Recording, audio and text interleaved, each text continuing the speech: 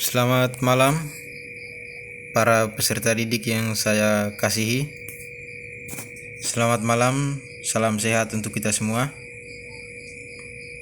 Pada kesempatan ini saya ingin berbagi ilmu tentang kelistrikan sepeda motor dengan topik kebetulan saya baru memperbaiki sebuah motor. Salah satu komponen yang diganti adalah generator atau yang biasa kita sebut dengan spool.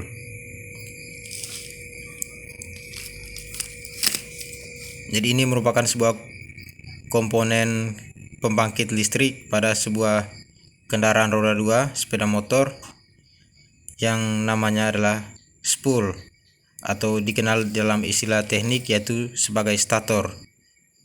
Ini modelnya.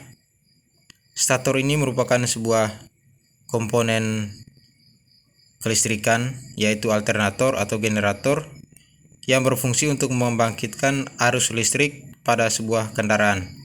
Dalam hal ini sepeda motor. Jadi modelnya seperti ini.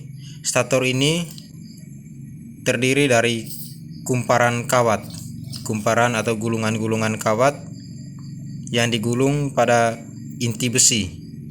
Jadi di dalam gulungan kawat ini terdapat inti besi yang ini.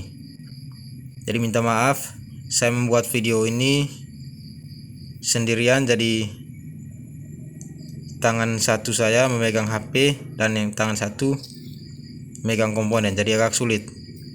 Jadi mohon dimaklumi. Kita lanjut. Ini merupakan komponen spool.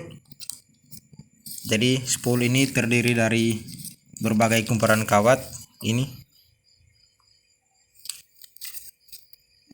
ada 7 kumparan kawat. Mari kita simak secara seksama. Ini ada 7 kawat.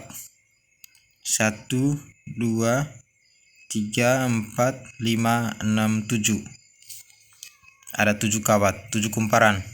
Di mana yang satu kumparan ini adalah kumparan untuk sistem pengapian. Jadi untuk menghasilkan percikan bunga api pada busi dibutuhkan sumber tegangan atau sumber arus dari spool. Jadi inilah kumparan spool pengapian 1. Kemudian yang 2 ini adalah kumparan ground atau biasa disebut dengan negatif. Ini yang 2. Tampak kumparan ini sudah terbakar, makanya kemarin saya ganti. Dan kebetulan spool ini adalah spool tipe basah. Kenapa dikatakan tipe basah? Karena spool ini terendam oli. Jadi spool itu ada 2 tipe, ada spool kering, ada spool basah. Kalau spool kering itu seperti di motor Suprafit, kemudian Vin, karena dia tidak terendam oli. Sementara spool ini merupakan salah satu jenis dari tipe spool basah. Jadi dia terendam oli. Jadi kedua kumparan ini adalah kumparan dari ground atau massa atau bisa juga disebut negatifnya. Dua kumparan ini tampak dia terbakar. Kemudian 2 kumparan ini adalah kumparan dari arus pengisian untuk sistem pengisian atau sistem cas. Sistem cas untuk aki, penyuplai listrik ke aki ini. Kemudian 2 kumparan ini, yang 1 2 kumparan ini adalah kumparan untuk sistem penerangan, lampu-lampu dan aksesoris tambahan lainnya. Ini. Jadi ini merupakan jenis dari spool half wave.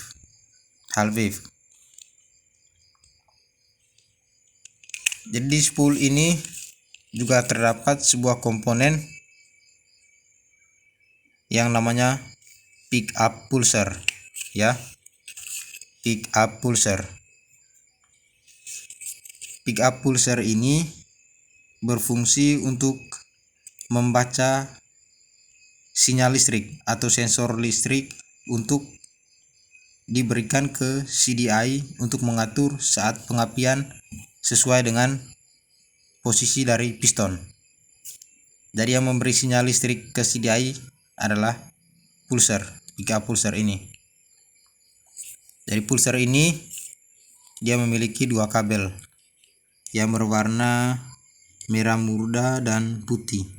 Jadi pulser pada setiap motor itu fungsinya sama, yang bedanya cuman ada yang memiliki satu kabel, ada yang memiliki dua kabel.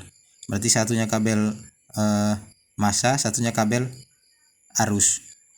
Kalau yang satu kabel itu berarti itu cuman kabel arus. Massanya sudah tertempel di bodi ya. Spool dari motor ini motor Scorpio ya, motor Scorpio. Tapi pada dasarnya semua motor itu pada umumnya sama.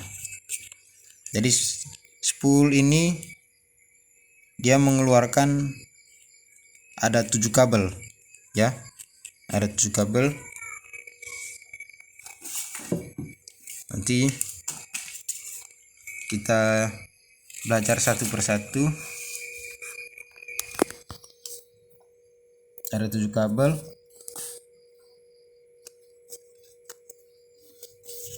Dimana spool api tadi, ini spool api. Spool api ini mengeluarkan dua kabel warna coklat dan kabel warna hijau ya, kabel warna hijau. Ini spool api. Kemudian ini kabel dari kumparan pengapiannya, kabel hijau sama kabel coklat. Yang ini ya, dua ini. Yang ini dua. Ini kabel apinya, kedua-duanya menuju ke CDI ini. Kemudian yang putih sama merah muda ini kabel pick up pulser tadi ya. Kabel pick up pulser. Ini. Putih dan merah muda ini. Sudah 4 kabel, sekarang sisa 3 kabel yang berada dengan soketnya. Kabel putih ini untuk arus pengisian atau arus cas ke aki putih. Kemudian yang kuning ini adalah kabel untuk ke sistem penerangan. Kemudian yang hitam ini adalah kabel ground atau kabel negatif dari spool. Jadi ketiga kabel ini ketiga-tiganya masuk ke kiprok ya. Nanti baru saya jelaskan kiprok itu apa fungsinya, bentuknya seperti apa. Oke. Mungkin itu saja tentang spool ini. Jika ada pertanyaan atau ada yang keliru bisa disampaikan. Cara pemeriksaan spool. Cara pemeriksaan spool. Jika sepeda motor kita tidak mengeluarkan api, cara pemeriksaan spoolnya bisa menggunakan cara manual, bisa juga menggunakan alat ukur. Nanti kita belajar di sekolah saja untuk cara pemeriksaannya, karena agak sulit ya di video ini untuk dijelaskan, karena pengetesannya itu harus di kendaraan utuh, itu lebih jelas.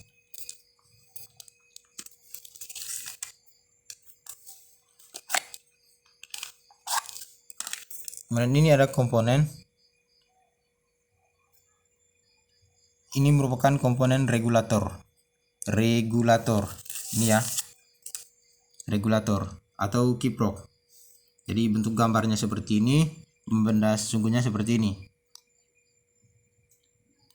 Ini regulator yang berfungsi untuk mengatur tegangan listrik dan merubah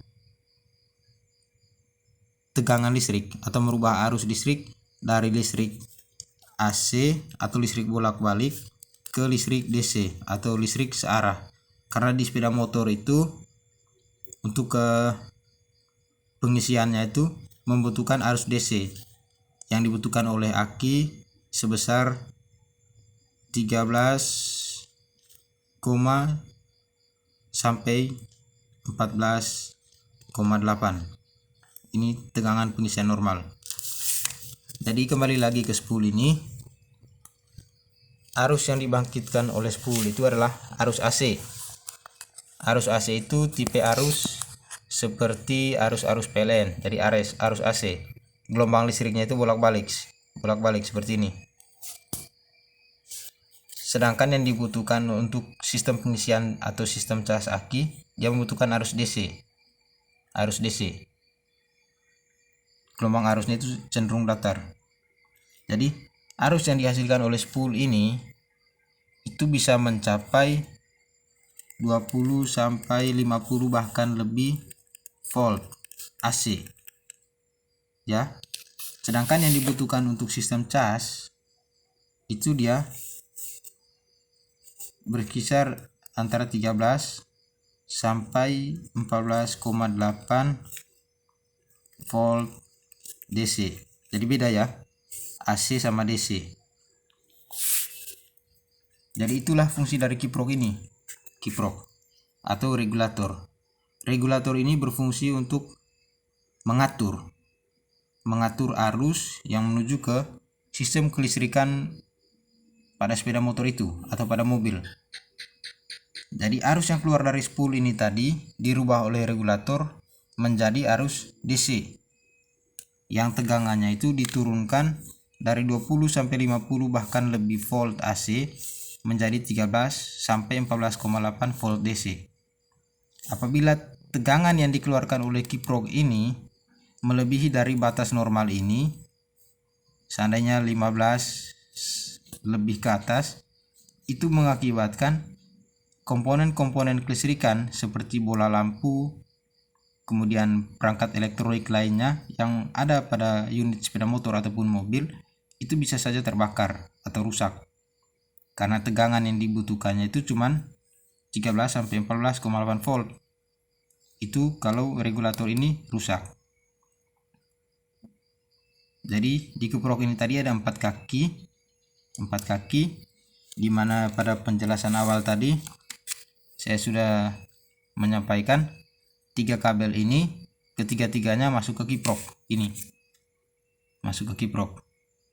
Nah, sekarang kabelnya cuma 3, tapi soketnya, pin di soket ini ada 4. Satunya itu adalah kabel aki ya. Ini ibaratkan gambar begini. Ini ada 3 kabel dari spool. Ini kan kabel dari spool. Ini ada gambar spool. Ini gambar kiprok. Ada 4 kaki. Ini kabel putih masuk. Ini kabel kuning masuk. Kabel putih ini putih. Ini kabel kuning. Kemudian satu ini adalah kabel ground atau massa ini. Ini adalah simbol ground atau simbol negatif. Kalau digambarkan dia seperti ini juga. Nah, 3 arus masuk. Nah, yang keluarnya adalah kabel warna merah. Kabel merah ini dia masuk ke baterai atau aki. Untuk apa? Untuk pengisian ya. Dari aki baru dibagi ke kunci kontak untuk diteruskan ke sistem kelistrikan yang membutuhkan tegangan dari baterai. Kira-kira seperti itu. Demikian penjelasan singkat ini sebagai dasar pelajaran kita mengenai dasar dari kelistrikan sepeda motor khususnya 4 tak ya. Tapi pada umumnya semua sama. Cuman yang harus kita dalami adalah jenis arusnya itu. Apakah dia arus kelistrikannya itu AC atau DC ataupun full wave atau half wave ya. Ini kalau full wave berarti semua beban kelistrikan di sepeda motor itu dibebankan dari aki. Spool di sini hanya berfungsi untuk mencas aki. Itu kalau sistem full wave. Tapi kalau half wave berarti aki hanya membantu untuk sistem starter, klakson, ataupun lampu rating.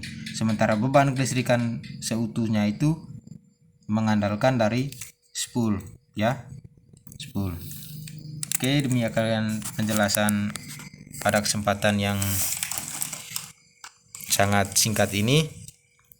Apabila ada yang perlu ditanyakan silahkan, ataupun mungkin ada koreksi silahkan. Saya terima itu semua sebagai bahan pembelajaran kita bersama. Sekian, terima kasih dan selamat malam.